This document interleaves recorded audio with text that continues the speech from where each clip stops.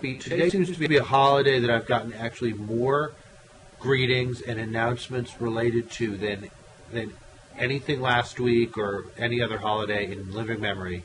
It's Cyber Monday. Cyber Monday. Yeah, I've gotten 40 emails, announcing Cyber Monday. These are from your friends, or from my friend? This is evidence that I haven't properly created the system to send all those emails off to some place to be looked at later, which is really, one of those any day now tasks that I have to take on. But apparently it's Cyber Monday, so happy Cyber Monday. Is Cyber Monday the new Buy Nothing Day? Yeah, well, it's supposed to be the new Black Friday. The new Black Friday, the new Buy Something. Well, I guess it has stimulate that economy. I already did. I mean, Good. I don't think. Yeah, I stimulated it on Friday like America was supposed to. Yeah. So I think I'm done. All right. Well, I stimulated it on Wednesday. Is that cheating? Is that sort of a bad approach? And I did it at outlet stores, so that probably doesn't even count. But anyway. No, I think you're allowed to. Okay. I mean, we can all agree though that there's way too much news going on today, and I feel sorry for all of my national security reporter friends because they returned in traffic. Well, you know who I feel sorry for, Dave? I feel sorry for the people who don't know who we are yet. I'm Mark Schmitt. Oh, we didn't do that. I didn't do that. I'm Mark Schmitt. I'm the executive editor of the American Prospect, and you are? I am David Weigel. I'm a political reporter for Slate magazine. Great. Here in D.C. Right. That's it. That's Slate behind me. Okay, awesome. Mm-hmm. And no, I was trying to segue from our incredibly interesting banter to the fact that rather than coming back to a slow news week, we come back to the WikiLeaks scandal, which you can introduce for us. Well, this is, yesterday, much anticipated, all the diplomatic traffic of the last decade was going to suddenly be dumped onto the Internet and the New York Times and the Guardian. I think it arrived a little earlier than anticipated, and it does include, vast amounts of basically the private information that American diplomats should be sending back home and commenting on people like Berlusconi and Gaddafi and more, and as well as more dangerous matters such as a Pakistani nuclear reactor that we've been trying to get them to remove fuel from. There are enormous issues of the, is this some kind of win for transparency, or is it simply, just an actual outrageous breach of material that has every good reason to be confidential, because you have to be able to, if you're a diplomat, you have to be able to communicate in confidence about what your understandings are of what's going on in the world, as well as I think the question of which of these things is actually going to be a big deal in terms of our relations with other countries, which I saw Michael Hirsch at National Journal had a piece just a couple hours ago basically saying, not so much. But obviously some of the individual pieces are potentially a very big deal. I mean, you can't have that much stuff. I mean, most of it is confirmation of stuff you kind of knew and suspected. If you're, or that people who pay close attention to those countries and those interactions knew and suspected, Putin's a bad guy and Medvedev is the Robin to his Batman. That's well, and that also was a cable sent during the Bush years. Right. It was 2008. Right. So I'm agreeing. I think I'm agreeing with Michael Hirsch. This is not like the August WikiLeaks dump in Afghanistan, which put at risk the reason people are so frantic about WikiLeaks is because that dump seemed to have put at risk a bunch of informants that we needed. Right. Whereas this is really just embarrassing. This actually, I'm trying to think of it. You and I remember the other great leak of the summer when a bunch of emails between people like us were exposed. I do.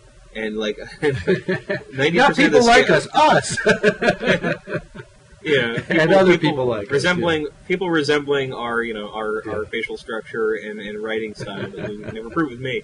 It seemed like 90% of the story there was just that there was a lot of those opinions were opinions that were also in public, but the fact that they were in private made them scandalous, and that seems to be a lot of the case. Or they're more articulate and fully developed in public, which is what we all do. Yeah, we all have. And that's what drives me. Did you read the intro to the story, which WikiLeaks, in a very precious, in their very precious way, their subsite of the story on the WikiLeaks is called Cablegate. Oh gosh. Their intro is just, I describe it reads like the closing argument in some kind of bad play about a trial. It's like every school child is taught that George Washington could never tell a lie, but now we know that the government does all this sorts of official lying, et cetera, et cetera. And I'm like, gee, really? Like this is so school market. Right. And also every school child is not taught that anymore. Hopefully he's taught about like the XYZ. Yeah. He's not exactly like this naive about the way government works. So far, I was reading a lot of the coverage last night. The Guardian has a slideshow of basically disses of foreign leaders. It's a slideshow. It's just like Gaddafi seems kind of crazy. Like, wow, right. Whatever diplomat did that could have been a stand-up in the 80s. Insofar as anything here is actually new and dangerous, I still don't know that it is. This isn't really. I don't think either of us are national security reporters, but I work with them, and I've been on the phone today with a lot of people who cover this stuff. And even the most interesting revelation from the outset seemed to be the Arab states wanting the United States to take a tougher line against Iran and nuclear development. But that's also something that had been reported for most of 2010. I think. Right. That various Arab states were asking this, and in public. Their diplomats were saying this in public in interviews. Right. And there was pushback against it, but I don't yet see anything that changes relations. I guess the thing that is different and maybe we knew about it, but it's something that is very embarrassing here, is the United Nations revelations about us. Right. But in many ways, that should be the least surprising. What's the point of... This is why we have the United Nations in the U.S., is to make this sort of thing easy. And I don't think that's... It's not new. I don't think it's... I know we spied on Dag Hammarskjöld. I think we spied on what's his name? The previous Secretary General. I don't think that's... Yeah. I don't think that's totally news. This is just stuff we usually find out after out a few years later, as opposed to 1 year later. Right. But I've yet to see. I've been reading, I guess, what politicians have been saying about what should be done. I actually thought the most sensible person thus far was Bill Kristol, who, well, he's not a politician, but in terms of somebody who influences Republicans, said we should really just let the State Department deal with this and then ignore it, because in the past we've gone down these rabbit holes and followed this. Assange, who has... If you ever watched his interview with CNN where he walked out, he proudly described himself as a lightning rod. Right. So this is a guy who loves being a messiah figure, who's a soldier for truth. Right. And likes to shape a narrative that because he controls the information is easy for him to do. Crystal said just ignore him. I guess I've also seen people like Pete King and Joe Lieberman talk about ways to shut them down or prosecute them as terrorists. And it seems like those statements, again, have more to do with the threat of what could come out in the future and the damage that was done in August with the Afghan story than with anything here. Right. They're not being specific. They're just saying generally this is a issue of the State Department's weakness and Obama's weakness. They really should be seriously doing whatever it takes to prosecute these guys and burn their servers down, or whatever you destroy a server. Right. Maybe an office space, I guess that was a printer they destroyed. Right. Destroy a server the same way. Right. Well, the Israelis know how to do it too. Yeah. But what do you think of that there? Should we actually, because this is Mark Thiessen and the others have been trying to push for a while that we should really just stop pretending these guys are journalists and start prosecuting them as like enemies of the United States. Right. Well, I think there's somewhere in between. They're definitely. At this point, to me, the whole thing, in a way, the Afghanistan leak at least has the, while it had probably had more actual consequences, it was at least had some of the superficial trappings of like the Pentagon Papers, where there is this official document. There is a lot that's being covered up. It is in the public interest to know and be able to have a better informed debate about, in the case of Pentagon Papers, Vietnam, and in this case, Afghanistan. I mean, there's a little of that. Here, it's just kind of like, here's a lot of stuff, and here's a very tortured, as with the affair of journalists, here's a very tortured way in which maybe it's related to the public interest, because, who knows. And it really isn't. I mean, that's not journalism. Journalism is, selecting the relevant things that tell an important story. Obviously, I mean, journalists are going to take some things out of this and be happy to have it. But I don't think the WikiLeaks people themselves are journalists. They're radical troublemakers, and by radical I mean kind of on a grand scale. Does that make them terrorists? I don't think so. Does the individual who put that information out there, the private, should he go to jail for a very long time? I think absolutely. I don't have any problem with that at all. You have, this is the, everything is a complicated web of trust, and if you're put in a position where you're entrusted with certain information and you break that trust, that's not a complicated. To me, that I don't find that a very complicated challenge. If you're Daniel Ellsberg and you say, I so believe that the public needs to have information that's actively being withheld from them about Vietnam, I'm going to take the chances of doing something that may be illegal or that probably is illegal, and I think I can justify it to myself. I think I can maybe I can justify it in a court, maybe I can't. If you're that person, it's it's a little bit different. You're really confronting both sides of the issue. But I don't think that's the case here. But it's also this is the consequences. Massimo Calabrese had a piece in Time that I read last night, basically saying the consequence of over secrecy, and this seemed to be a smarter way of looking at the relationship between over classification and over secrecy, which is a very legitimate concern, than others who sort of said something like, well, when the government overclassifies things, they break their trust with people, and it's justified to bring it all out. Calabrese was saying more like, when you have so much overclassification, the result is you wind up with a lot more people than you would want to have given access to that information, and therefore it's all the more likely that a private Manning has access to something that they wouldn't otherwise have, and the more people are in that giant loop, the more likely there is that there's somebody who's going to pull it all out and toss it over to WikiLeaks. And of course, it's the physical process of doing that is vastly different from what it was in the days of the Pentagon Papers. Oh, yeah, well, I mean, if you read the way that Manning got this stuff, I mean, he basically would just go to work with a CD that he made to look like, a CDR right. or CDRW of Lady Gaga or something, and then make it look like, I mean, it was ridiculously easy, and I think that if lawmakers are going to approach this, that might be the most interesting thing to do, or the most useful thing to do, but, I assume because this is the government we're talking about, they'll go in the wrong direction and make information that much more hard to access, especially because this information, nothing here was top secret. Right. It was all classified. It was not foreign. The little neologisms they have for things that are supposed to go to other countries, but nothing again that as bad as what was released in August. And I guess WikiLeaks kind of have this all by the short ones, and they're going to release what they want. Maybe they have something incredibly amazing coming out in a week and a half. But, I mean, I guess I cover all this through the political lens, and it seems like the critics of WikiLeaks, the problem they have with it, is that it's not just they're radical, it's that their ideology and their interest is in diminishing the world's superpower. And if they went both ways on what they were getting and declassifying, then I don't think they'd be as a danger or as controversial. If they were getting cast on things. What does both ways mean?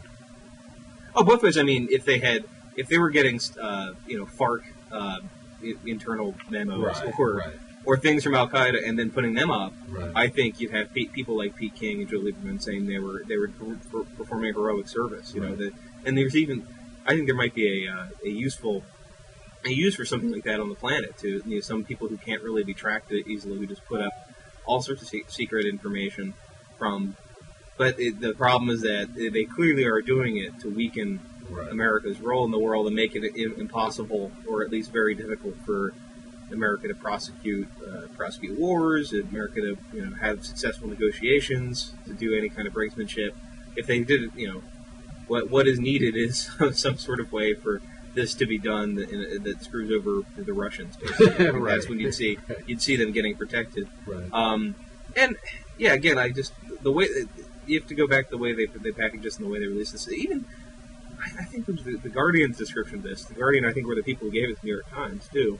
Times didn't. Oh, I thought WikiLeaks gave it to 3 simultaneously, but I don't know. I don't think it gave it to the Times. I think, remember, there was this stupid diva spat over the way the Times was covering them. Right. So I think they got it. They got it firsthand, but I think the Guardian was saying, "Oh, it reveals in America struggling with the rise of China and the edging away from democracy of Russia." I'm like, again, you don't really need a secret cable. Like, if you just look at our balance sheet, you can tell that we're struggling with the rise of China. If you look at everything we say publicly, that we're struggling with Russia. Right. So it really they just want to make it. The whole point of the release is that it's not even that what it contains; it's just that it makes America look weak, and they'd be a lot more politically safe if they were doing this for other countries too, but they're not going to. Right. I mean, well, I guess this. So I mean, it's great to know this stuff. It's great to know the kind of clodishness and amateur. Oh, yeah. That there's not some. And and I think a couple decades ago, or obviously like when the church committee hearings were incredibly shocking to people because one had this sense of the CIA as whatever else they are, at least they're competent.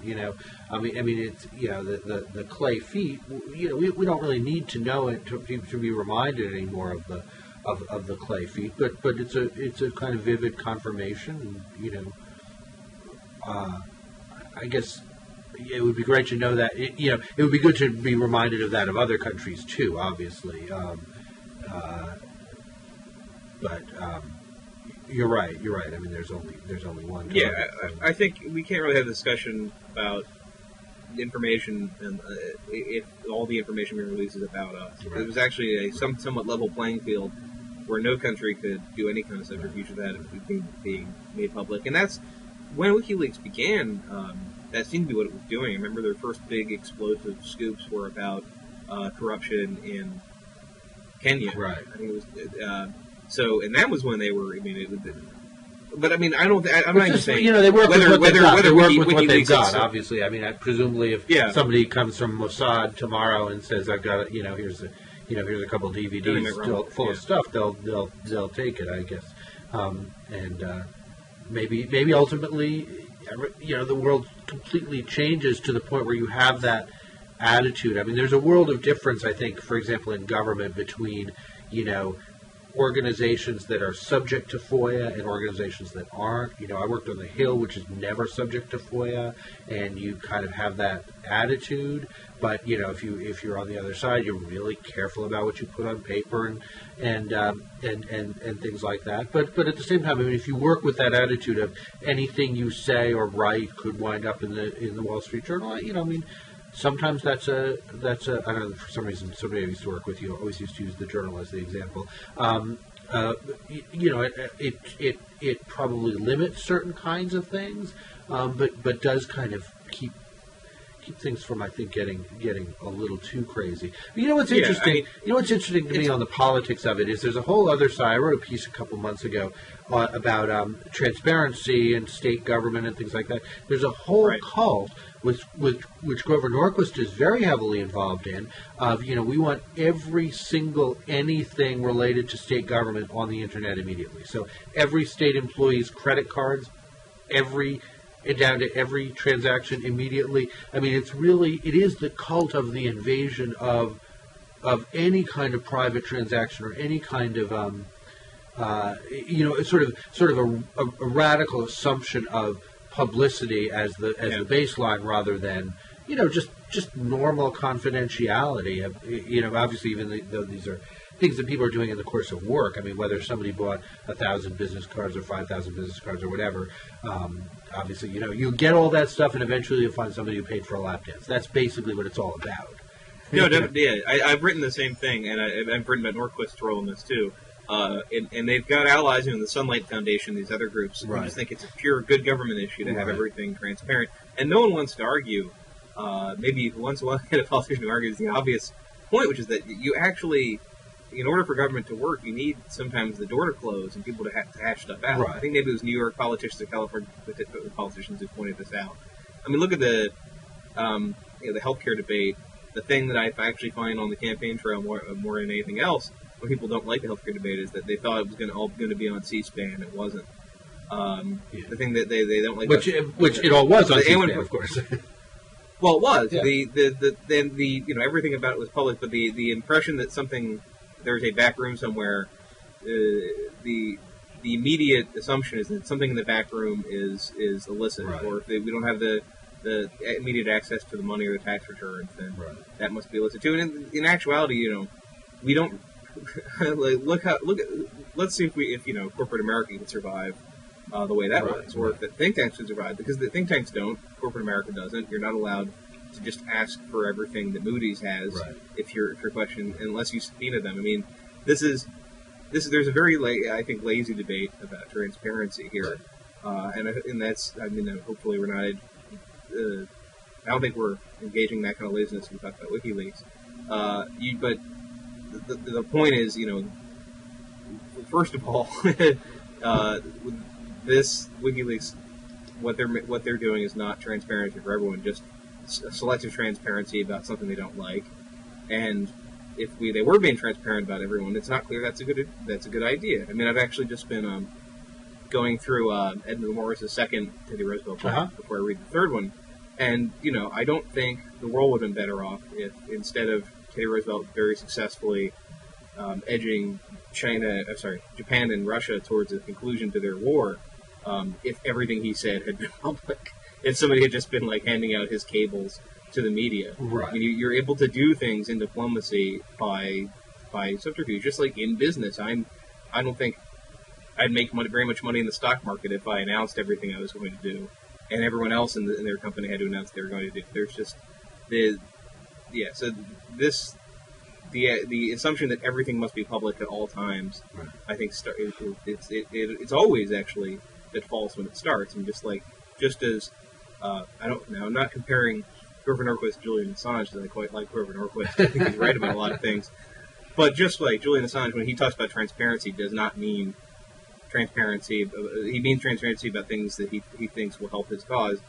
Norquist believes in transparency, but believes it's going to help his cause, and he does and he wants transparency for government for the reasons you stated. Right. So this is all, we need to. I hate to end every debate by saying we need to be more serious about this. That's very pretentious. Right. But let's at least be honest about what we want. What we want here. Right. No one is serious that every human interaction ever should be transparent. Right. If we're not even edging to that, we're edging towards certain things you want being transparent. Well, you also want to. I mean, a lot of big things can actually get buried when you dump everything. So there's in some ways there's more. It's like if there's two. Lawyers have two ways of dealing with a discovery request, which is to give them nothing and give them 5 truckloads of crap and let them see if they can find the thing that they actually need. And that's obviously those approaches are well known. And I do feel like as we sort through all the WikiLeaks, I'm sure there are fairly dramatic things that we should be able to ask about, or standards that we want to see met, or things like that are kind of getting obscured in this. And I think that was true when I looked at some of this state stuff too. There are big tax expenditures and things like that go on in states, which will quickly get buried by some little mini scandal story about somebody spending $1,000 at a strip club or something like that. Not that ever. Well, this is actually something to watch. Maybe if you can even segue. Yeah. I don't think that was going to happen, but something to watch in the new Congress. Darrell Issa's role in the new Congress is often misreported. I think I guess Democrats assume that a new Republican Congress is going to try to bring down the Obama presidency by constantly investigating Acorn and Black Panthers. Right. What Issa says he wants to do, he's the incoming chairman of the Oversight Committee, is basically just create a bunch of new permanent inspectors general who are constantly investigating things and finding... Permanent inspectors general who would be working on his committee or placed in new inspectors general, period, in the executive New branch? inspectors general, period. I mean, he doesn't imagine that he will have a staff of 1 million people. He just thinks that we need to create more points of investigation for various... which is... If I was campaigning against this, I might say he wants to use your tax dollars to hire a bunch of new lawyers. But, but he wants to hire in a bunch of new inspector general to police various agencies looking for waste and fraud. And agencies that don't currently have inspector generals. Yeah, and the goal of that is to find it, but to find the waste and fraud. The way you do this in media and politics is by finding some ridiculous things, and then I mean, all things funded by that are ridiculous. And I don't think there's hard polling on this, but I think of the stimulus bill, and I think the story that probably got the most play about the stimulus nationally was the fact. Well, that's a blanket thing. One of the stories that got the most play about it nationally was the fact that there was misreporting, not of where the money was going, but literally like how the districts in which the money was being spent. Right. So money would be spent on some bridge in Maine, but the bureaucrat responsible for this didn't have Google apparently, and said he was in district like 39 or whatever of Maine, where Maine only has 2 districts. Right. So there was this, furor over, and actually Dave Obey complained about this. He was the appropriation chairman. He's retired now. We complained about it and saying just, somebody's head needs to roll about this because, damn it, we're trying to sell people on government being able to do some big thing, and it keeps getting hobbled by like revelations about ways that don't actually mean anything. Right. So I don't think ICE is looking for revelations that don't mean anything. But he's going to try to find success in the public sphere. Will be finding some part of the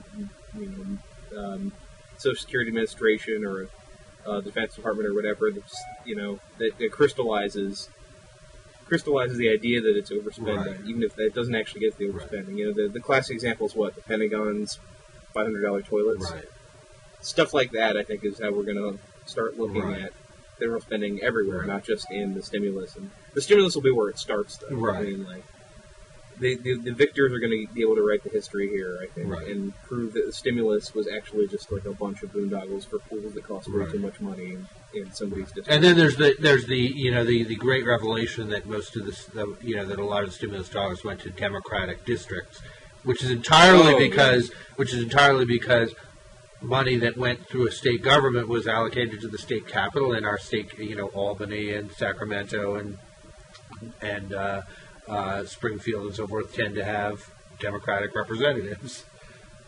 Mm-hmm. I'm not sure about Springfield, but that was I think a Mercatus study. And I remember going back and forth comparing it to who created it, and I kind of bailed on the discussion because it was something else. Right. It's really obvious. Like, this is not high level analysis. It's when you do a study like that, the first thing you do is think like, okay, what's some obvious factors that might explain this, and that's them.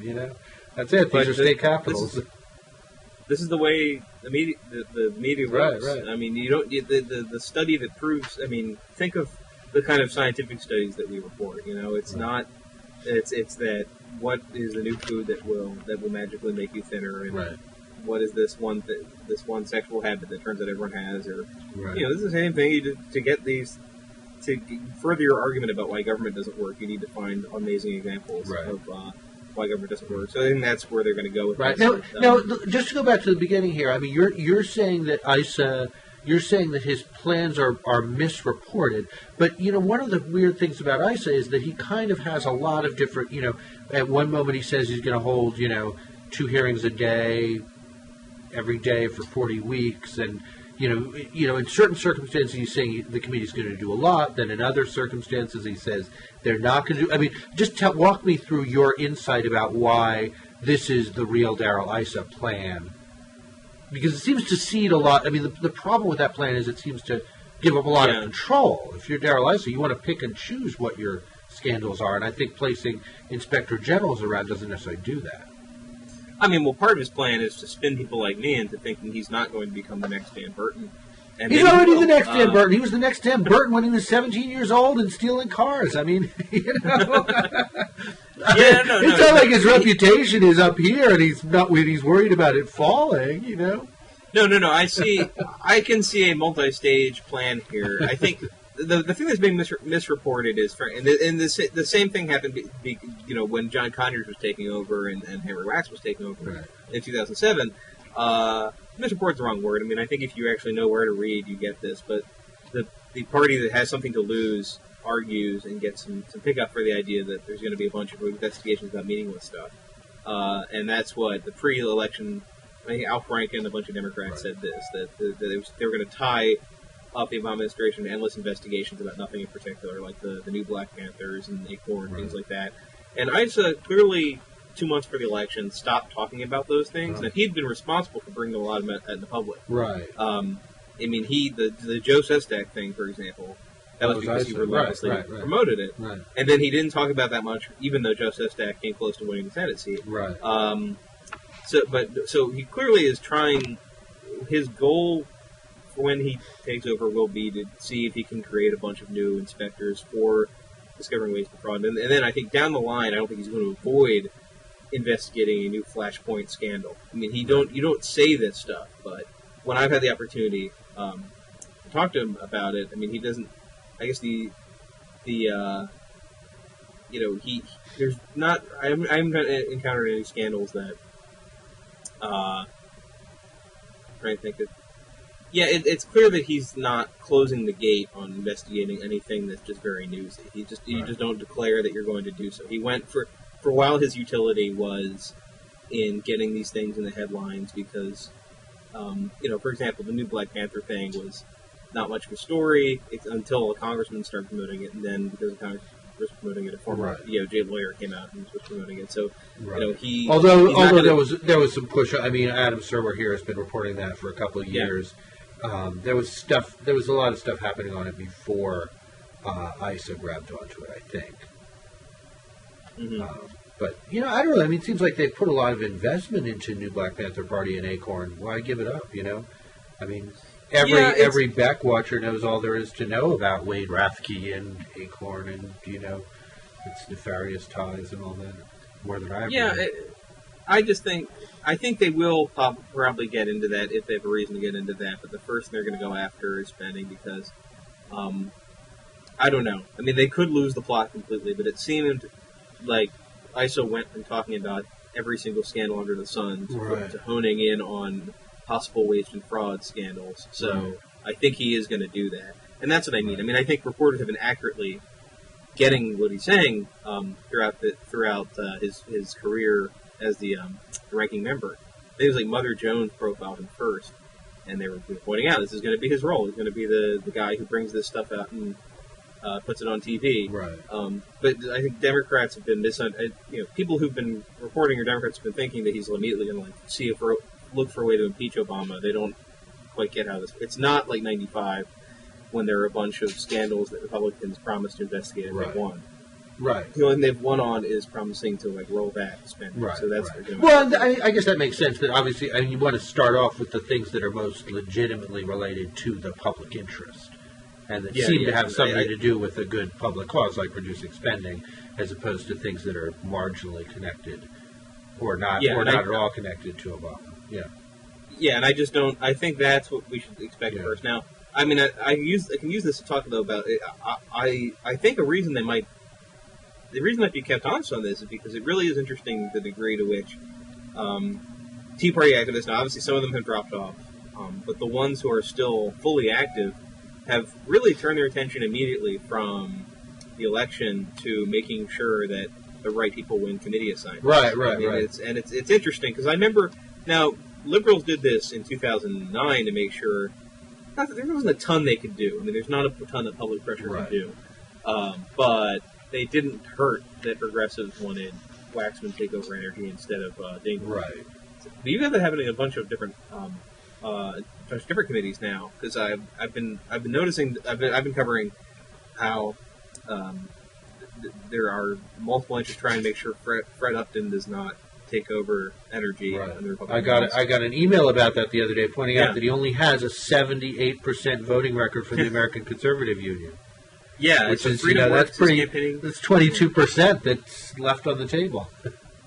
Freedom Works is campaigning against him. Yeah. A number of people are campaigning Yeah. against him. The problem, it's this really great agonizing situation because he is next in line to run it. The guy right beneath him, John Shimkus, is not seen as quite as ready to run the committee as Upton is. Right. He's But the one who said if they the one who said he doesn't believe in global warming because God said he wouldn't destroy the world twice. Yeah, basically, No. the way it's been described to me is that they see him as like an easier kill, but like the Right. guy who could take over if they both get knocked out is Joe Barton if he gets a waiver from the steering committee. Right. And so it's this really amazing inside-outside game. Right. You've got Tea Party groups still, acting as outsiders and telling everyone in the movement that they're all in this together, and they took down the machine, they're going to take it down again. Yeah. But they're really kind of acting on behalf of this consummate insider, Joe Barton. That's right. Yeah. No, he needs the Basically, waiver for what? put Because he was term limited out and he wants to come back early. Is that the reason for Yeah, the waiver? he was term limited out, and he needs a waiver to continue, Right. and waivers happen. Right. But party leadership. I was covering this at the time after his VP comments. Party leadership was promising he was not going to get this thing, Right. Because they wanted the story to go away, and because frankly, John Boehner doesn't like him Right. that much. Right. But you've got actually the Tea Party movement.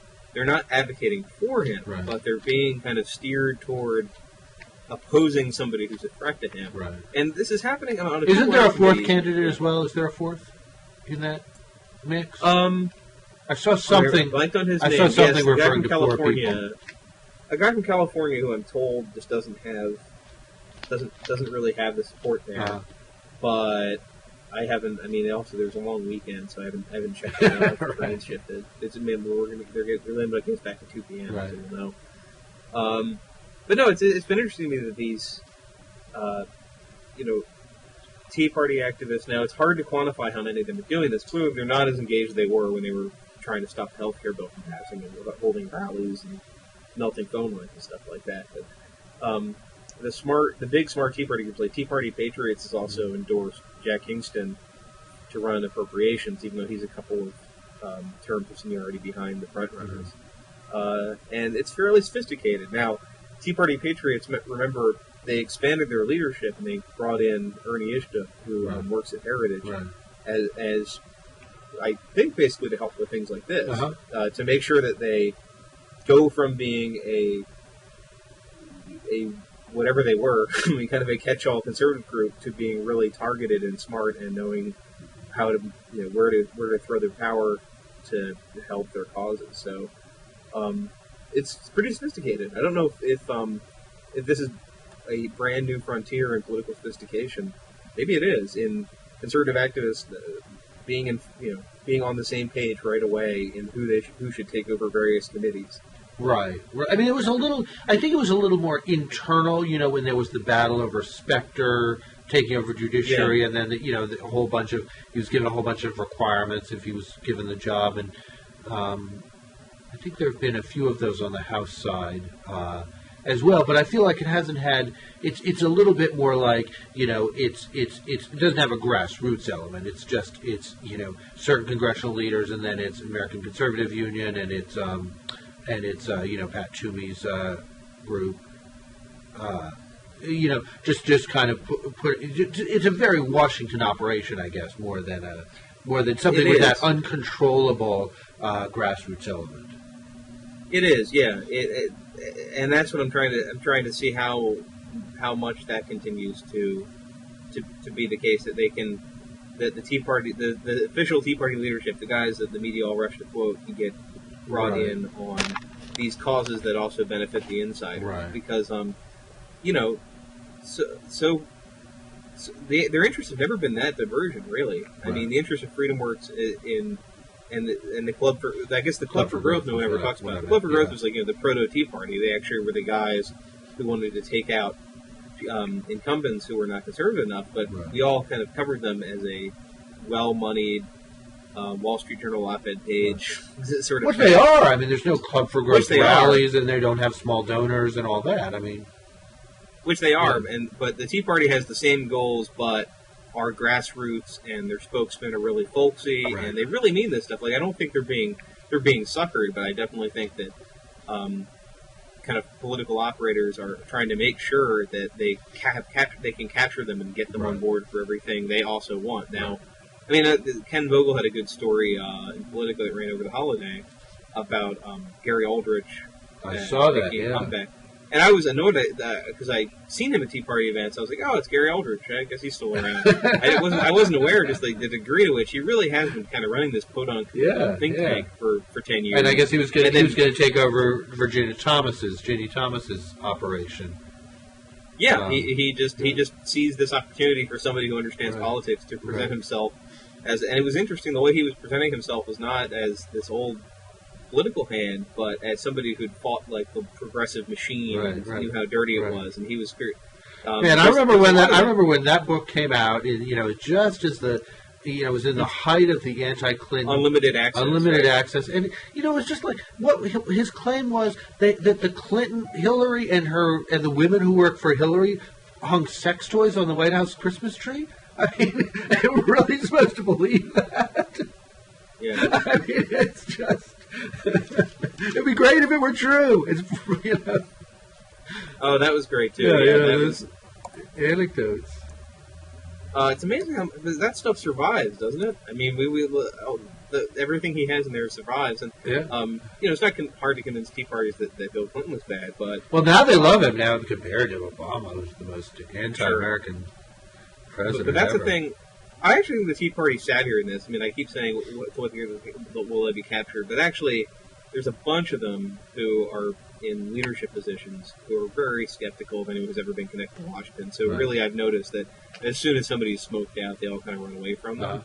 That's pretty heartening. I mean, I think some of these guys. I mean, Dick Armey is an interesting case because he's just completely a mainstream leader of the Tea Party, even though he was a majority leader. Like he's baked in. A lot of in some of these cases, they're getting pulled along, but they if you talk to like Andrea Dodge of Maine or Robin Stubble in Florida or a bunch of these local activists who really matter in their states, they say, okay, no, I know that my national leadership has said that we're all on board with this, but that we're not. Now, I don't know to what degree that matters because so much of the Tea Party's impact is just existing and being there to buttress some conservative cause and rebrand it. Right. And I really feel like that's the most effective role they played in the election was that most Americans felt that Wall Street or Bush were responsible for the recession, not Obama. But they just didn't think Republicans were going to follow Bush's policies because they had 2 years of Tea Party activists saying that they were brand new and Republicans saying they were part of the Tea Party, not the Bush. And I think that's the most effective role, and like the conservatives who are a bit ossified and have the same cause as ever understand that. Right. No, it's an incredible. I think it's one of the most interesting political facts, and I think a lot of liberals think Obama should have done something about it. The fact being that the Republican Party was able to execute a complete and instant divorce from George W. Bush. You think Obama could have done something about it? I mean, no, I'm saying there are liberals who say Obama should have been saying it's George Bush's fault, it's George Bush's fault, remember that guy, remember how awful he was, over and over again. He did say that. He did say that. And I actually think the problem with that was, the reason that doesn't really resonate is because, obviously, I mean, Tea Party created a whole different face of the Republican Party, and it may have been a crazy face, but it was a different face, and that was fine. And add to that the fact that actually, George W. Bush became pretty much irrelevant to this country's politics sometime in 2005. That moment when he said, I've got political capital and I'm going to spend it. And then after that, he never got anything. And, you started to see you could see 2006 coming a mile away. As soon as we got through with the 2006 election, the 2008 election was the most, politically interesting event of all time. Bush kind of, he trims his sails a little bit. He deals with Iraq. It, turned out that the surge was a kind of way of putting that on a different burner. And the anger, the added feelings about Bush kind of burned off. He was irrelevant to the financial crisis. I mean, it takes a memory to go back and really bash Bush. And then the Tea Party just executed the perfect the perfect separation. Yeah, I think that's true. I mean, I don't think there's much now. Like, what did Democrats do with the hand they were dealt, which was that the conservative movement was rebranding itself? I think in part they exacerbated it, and it's hard to see many gains they made by exacerbating it. What do you mean by exacerbating it? What's the exacerbation? Well, because remember the first concerted progressive message of 2009, I think, was, well, I guess there were two. One was that the one that matters is that Rush Limbaugh said that he hoped President Obama would fail. Right. And I remember progressive organizations made a big deal of this, Media Matters, Center for American Progress. I remember them at CPAC getting a bunch of Republicans on record whether they agree with Rush Limbaugh and having a lot of fun with the fact that when somebody, like I think it was Phil Gingrey of Georgia, said that he disagreed with Rush Limbaugh and they shouldn't listen to him, he immediately walked it back on Limbaugh's show. And Democrats thought they were trapping Republicans by making Limbaugh, who was unpopular, the face of the Republican Party. Right. Now, would that have happened anyway? It's hard to predict this stuff, but clearly, when Democrats saw when Bush was gone, Democrats focused on the new guys. I think it's so hard to compare this history to a larger degree than even like Republicans focused on the new Democrats in 1981, 1982. Now, the politics are different because breaking out this big political capital infusion thanks to John Hinckley. And I'm, again, not endorsing what John Hinckley did. It's a fact that his poll numbers went up and they got stuff done. Well, and he also got a lot of Democrats working with him, and then you started to have victories that were bipartisan victories, and everybody, and his cachet as a leader really grew. Yeah, there are a lot of different things that happened. I mean, I think, Mitch McConnell, the filibustering everything is more important than almost anything else we're talking about. But it feels like Democrats joined this right away and tried to define the Republican Party by the craziest elements instead of define them as Bush's party. Right. And, I mean, it's so tough to diagnose this because this happened at a lot of levels. I just feel like right out of the gate, they felt like the page had been turned from Bush, and Obama didn't want to talk about Bush, so that they were going to find the even less popular elements, the GOP, and demonize them. Right.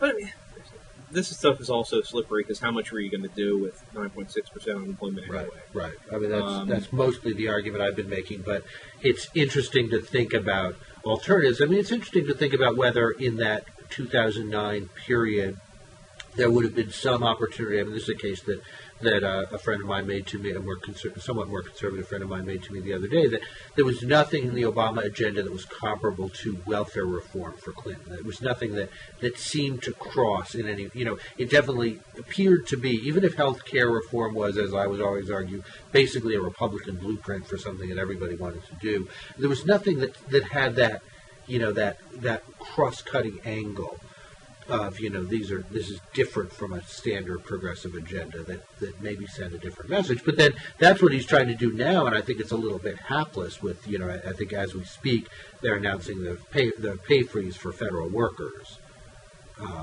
as a kind of...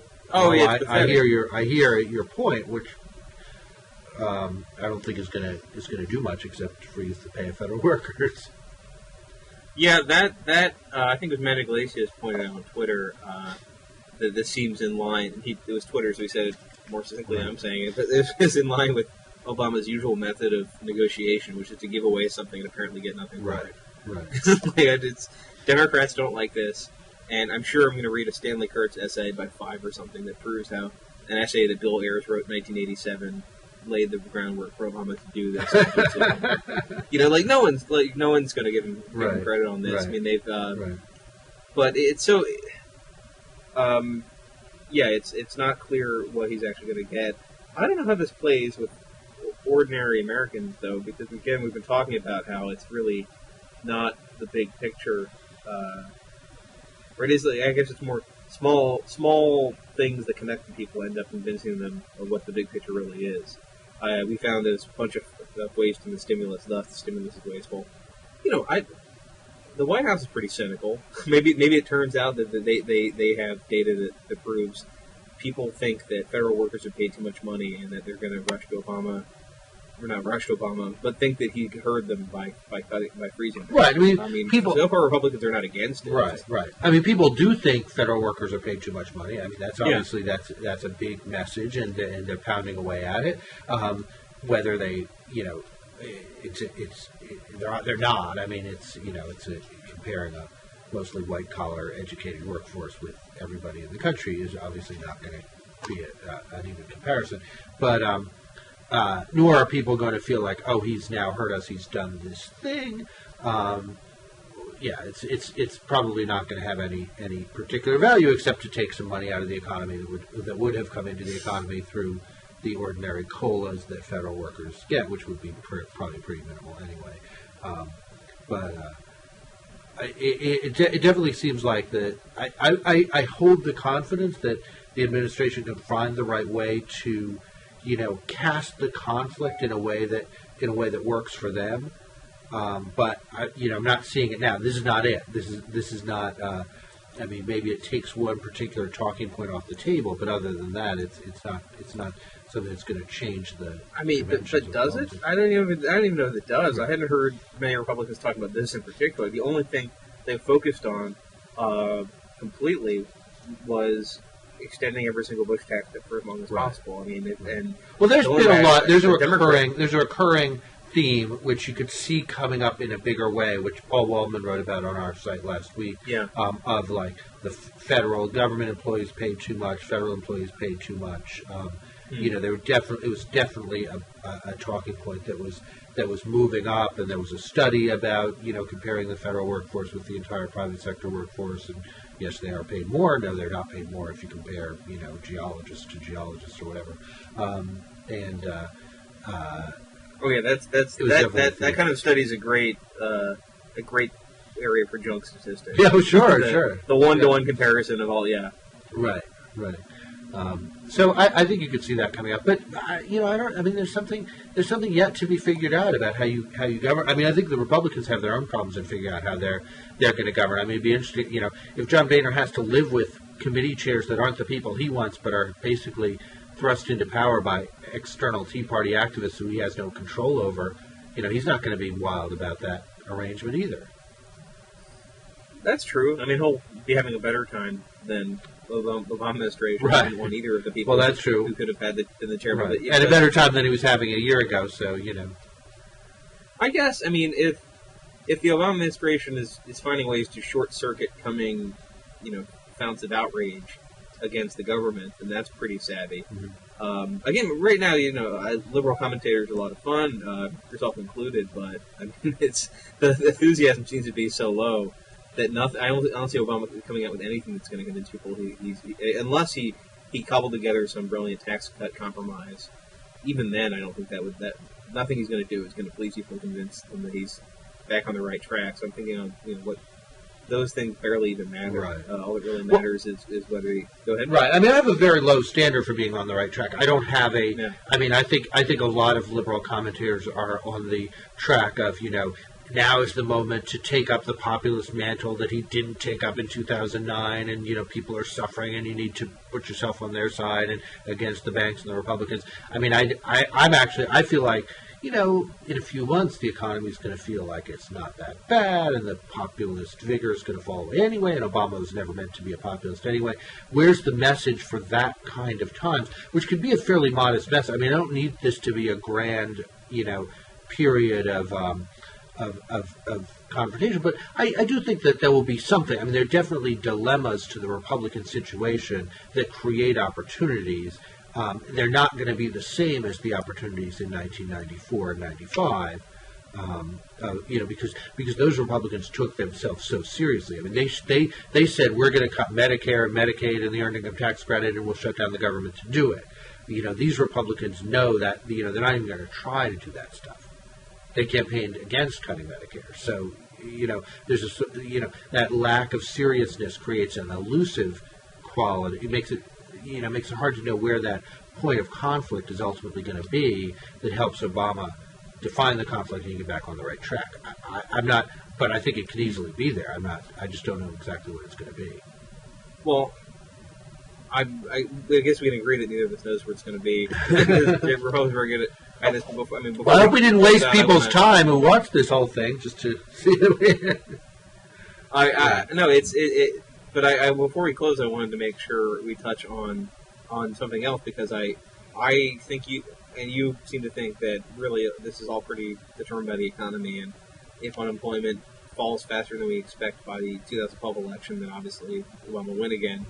But I guess there's not a ton of attention paid to the farm. Maybe there is this week, but not a ton of attention paid to the foreign policy side of the argument because part of the conservative argument against Obama, I guess what was it John Bolton said all over the weekend, is he doesn't seem to like being commander in chief, he doesn't love America. And there's that part of the narrative about why Obama's not governing the way that in a way that could get Democrats reelected in 2010, for example, is that he doesn't believe in American exceptionalism, that America is great, and he's not trying to restore our greatness, and he's instead trying to manage our decline. So, you were pointing to what Karen. Well, Karen Tumulty had a nice piece this morning in the Post about that theme of Obama doesn't believe in American exceptionalism, which all goes back to an interview when he was, I guess, in Europe, where Ed Luce of the Financial Times asked him, "Do you believe in the kind of American exceptionalism that believes America has a unique calling to rule the world?" And he said something like, "I believe in American exceptionalism, and I also think Belgians believe in Belgian exceptionalism and Greeks in Greek exceptionalism." And then he went on to really talk about the Bill of Rights and he went on to sort of spell out that kind of shining city on a hill vision. But that first part of the quote makes it seem like all countries are equal, and I guess Sarah Palin, who has actually there are moments when her ear for the metaphor is actually extraordinary, and so immediately she had tweeted this is months earlier, this is just like when every kid gets a trophy. It's that kind of attitude, and of course that's not what America's all about, and I think that's actually very powerful as a metaphor, as a real way of talking about American foreign policy. It's not not that useful at all, and we do enter a period of time when there are assumptions about our role in the world that are post-World War II assumptions that basically have to do with, when the rest of the world had basically, the industrialized world had kind of blown itself up, and the rest of the world was, many, many decades behind. That's not where we are right now. I think it was actually Bob Wright. I was in a meeting with Bob Wright the other day where he said, if the United States' relative position, economically and politically in relation to other big countries in the world, if our relative position doesn't decline significantly, it would be because something tragic has happened in China and India and these other countries that are actually, moving upward. I think that's a very complicated situation. And the funny thing is, Obama isn't being Jimmy Carter. He isn't sort of trying to have the deep conversation about long-term relative decline and energy cost and the fact that we're not going to have the same kind of economy that we've had in the past. He's not grappling with that the way Carter sort of was. And yet they're casting him in that role, not just casting him in that Carter role, but casting him in the actually, the sort of citizen of the world who doesn't actually differentiate between the United States and all these other perfectly nice countries role. So that it becomes even more profound than that. Well, that's another. I keep want to use the word doubtified. That's a word in a Weekly Standard article from years ago described Maureen data chopping quote, make it sound different. And you just mentioned another doubtified quote, which was the citizen of the world thing in that speech in Germany. I think the whole line was, as a proud citizen of the United States and a proud citizen of the world. Right. But it became citizen of the world. Right. I find, it's an interesting discussion. That was a very interesting Tumulty piece, and she talked about the right people. But it's it's one of these areas. It's actually, I guess, one of the interesting things about the WikiLeaks. Some of the cables I've read so far is that there does seem to be a creep whenever there's a discussion of foreign policy that only the most hawkish foreign policy is reflective of the desire for America to be great. Right. And I don't know what the heck that means in our current context.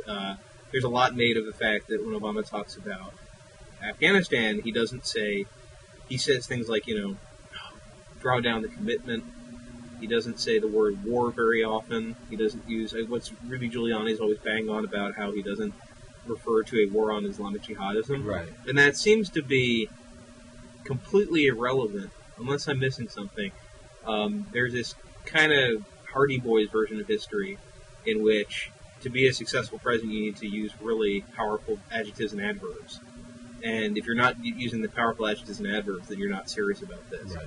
That seems to be like it's this version of history in which the Berlin Wall came down because Ronald Reagan used really amazing adjectives and adverbs in a speech in 1987. Not really so much because of other things. And well, tear down that wall. There's no adjectives or adverbs in that line, but I know what you mean. Yeah. I mean, nouns do, whatever. Right. But it's the powerful speech making, and if you don't seem hawkish enough and you don't sound like you're bloodthirsty enough, then you're not really, you don't believe in American exceptionalism. You don't believe in American power. I don't find it useful. It's interesting. I don't find it useful at all. Like where are the examples of this so far in Obama's approach to Afghanistan?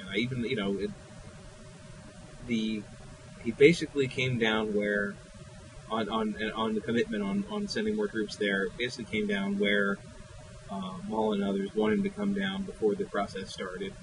In Iraq, I haven't seen any. What's missing there? I haven't seen any criticism of the Iraq drawdown that's been really serious. Right. It's a lot. It's based very much on just the words he chooses and how those words must be related to something he learned because of his father's politics. Right.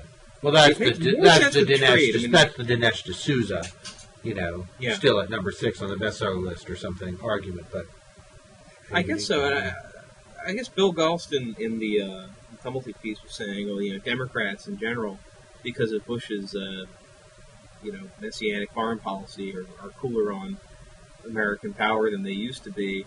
I mean, it feels like I don't know if it's that sophisticated. Right. I don't think Republicans are that interested in American power being applied, but I think it's just that because we have this added element that we had in the 1980s, in the 70s and the 80s. It's not just that we don't feel this angst about America's place in the world just when we're not doing very well in foreign policy. We need to feel like we're slipping behind some of the economic too. Right.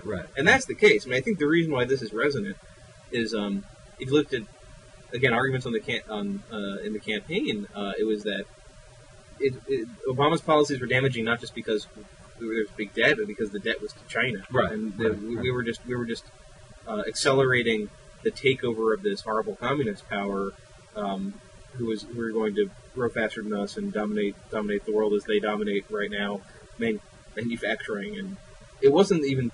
I don't think it's that tied to foreign policy. I just think it's tied to how we're doing at every degree. And I don't know. Again, what is it that Obama needs to do to make sure that we're not heading there? I guess the progressive argument is that we need to do what California's doing, and enforce standards that make create more Chevy Volts. Right. I guess that is to do it. The California's role in that is having higher emission standards, so people are forced to innovate. Right. We need to produce that. We need to innovate, and I guess Democrats used to say things like that. There doesn't seem to be a lot of interest. Well, no, I mean, when you read the American Prospect, I mean, we there's certain answers which are revive manufacturing and education's a part of it, but we actually know that those we actually don't have the answer right now for how you deal with how people are going to get a foothold in the economy, and partly I think when you're in a recession, you often feel like you don't really have the answer. I mean, I do feel like there was some similar moments in like the 91, 92 recession where you sort of didn't really have any confidence that the economy was going to, take a different form. And yet it did, which is not to be smug about it, but we don't know. We don't really have the answer. It's easy to say revive manufacturing, but manufacturing is so, it's so efficient now that you're never going to create the level of jobs for people with basic educations that you did in the 50s and 60s. It's just not.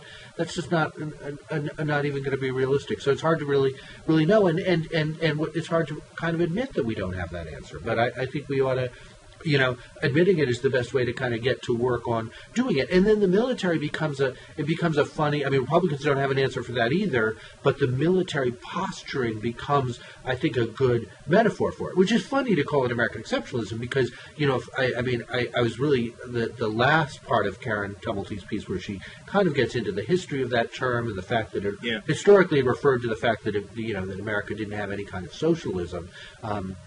That's kind of the classic meaning of that term. But American exceptionalism also means, we are different from other countries. We don't get caught up in stupid little wars the way European countries do. I mean, American exceptionalism was the concept of this is why we don't get involved in World War I. And this is why we wait to get involved in World War. We just don't get drawn into that stuff because we're here, we're apart. The rest of the forces that are driving the rest of the world don't, we have certain capacities and values and land and things like that make us able to pursue our own course without getting caught up in all these, little entanglements. I mean, that's as good a definition of American exceptionalism as any. The Sarah Palin definition is like American exceptionalism means we're exceptional, which means we're awesome, which means we kick people's butts. I mean, that's, kind of what it means. Well, and also, if American exceptionalism is just shows of military strength to hide the fact that you're in economic decline, then the Soviets were excellent. American exceptionalists. Like, this is never what we've been very good at. Right.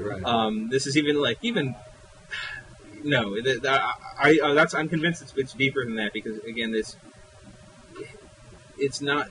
There's just no follow through. There's a lot. 90% of this criticism really seems to be of the way Barack Obama talks about things. Even the WikiLeaks cables don't even reveal that we've been screwing up vis-a-vis Iran because we don't believe enough in America's rightness and we're not willing to take them on. Right. Well, it's just silly. I mean, our president does not. Our president loves America and cares about our interests, and thinks he has a certain tone that some people find to be at times can be a little professorial.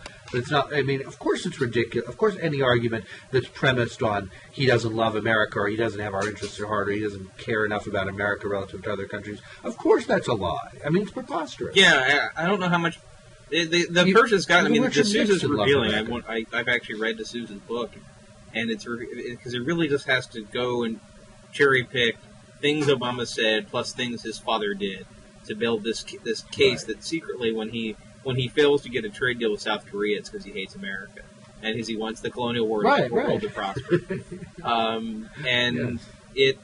It's part of our political discussion. I mean, it's interesting the way that discussions of whether or not the moon landing was fake are kind of interesting, but there doesn't seem to be a ton there. I mean, Mitt Romney's big foreign policy book arguing that it was no apology, arguing that there needed to be an opposite response to Barack Obama dragging down America.